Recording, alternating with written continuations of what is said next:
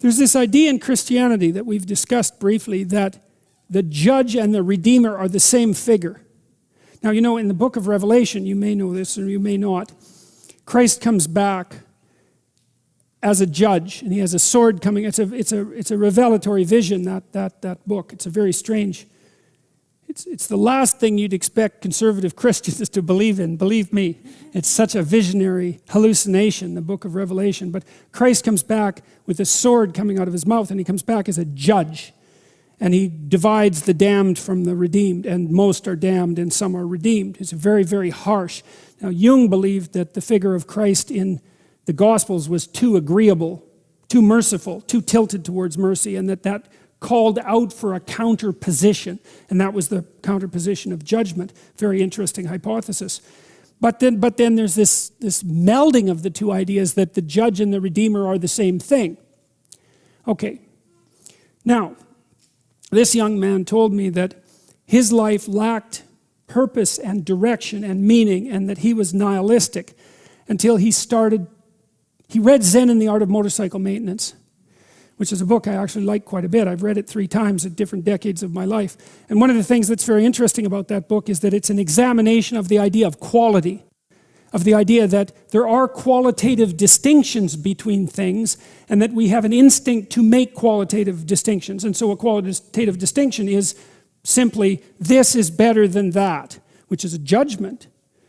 Okay, now what Ratzinger is hypothesizing is that the person in and of, you know how the modern idea is you're supposed to accept yourself. I think that's an insane idea, by the way. Really, I can't think of a more nihilistic idea than that you're already okay.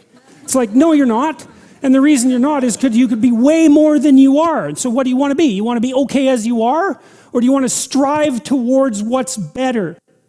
And this young man, this Australian, he said that the reason that Zen and the Art of Motorcycle Maintenance had such an impact on him was because he wasn't happy with his current mode of being, right? He didn't consider the manner in which he conducted himself sufficient. And the fact that the author of Zen, and it was Persig, laid out the notion that you could make qualitative distinctions, and there really was a difference between good things and bad things, or great things and evil things. It gives you direction. It gives you the possibility of moving upward. And Ratzinger is pointing out, at least to some degree, that human beings are insufficient in and of themselves and need the movement upward. And so they need to conceptualize something like the highest good, and then to strive for that. And the thing is that there isn't any difference between conceptualizing the good and being judged. Because if you're going to conceptualize the good and move towards it, what you have to do is separate from yourself all those things that aren't good and leave them behind. And that's why the Redeemer and the Judge are the same thing.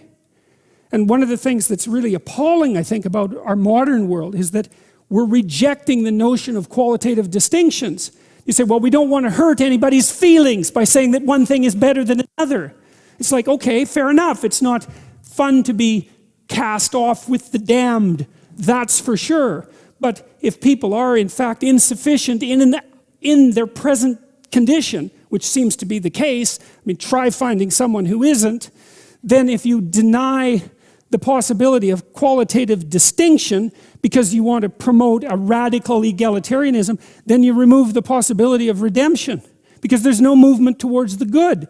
And it seems to me that it's a catastrophe to sacrifice the good for, well, it's a catastrophe to sacrifice the good for the equal.